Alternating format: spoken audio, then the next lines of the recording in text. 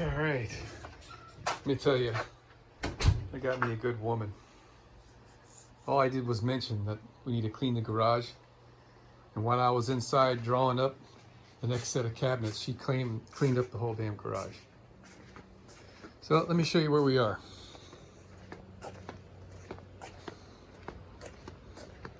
Pretty much done for the day. It's Sunday afternoon. It's like 4 o'clock or so. I don't know, 6 o'clock. I don't even know what time it is.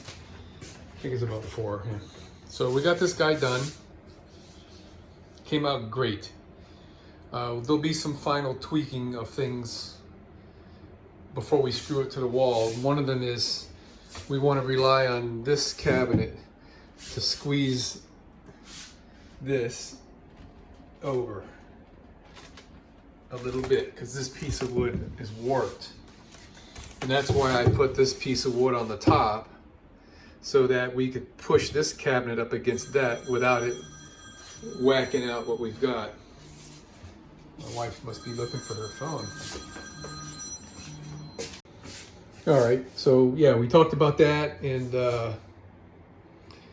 we've got those granite tops, which was heavier than I thought I was going to be going. So I'm beefing up the construction here a little bit. I've doubled up on my fasteners to attach this to the wall. I got 4 across the top, and we've got 4 on that side and 4 on that side, and then a few at the bottom, because the this would be the biggest force, I think. And same thing here. We got 6 across the top there, and 4 and 4. So I'm comfortable with the granite hanging in there. I put this piece, we'll be screwing this to the wall, so this will support the back of the granite. I'm gonna have a piece just like this across the front, so it'll support the front. And so we're good with this. And this here is the drawing for the other side of the bus. So we have the 24¼ inch cabinet gonna go in this corner. We got a 24-inch stove range, and then the rest of the space, that 32¾ inch space, brings us out to 81 inches overall.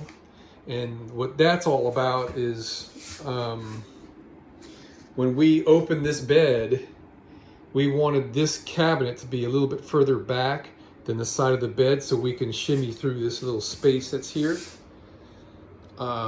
So we had our sights set on this seam in the plywood right here, give or take a little bit. So that gives us about like a 9 inches gap. And we were practicing a moment ago. We actually took this cabinet and turned it around and put it on this side in that place.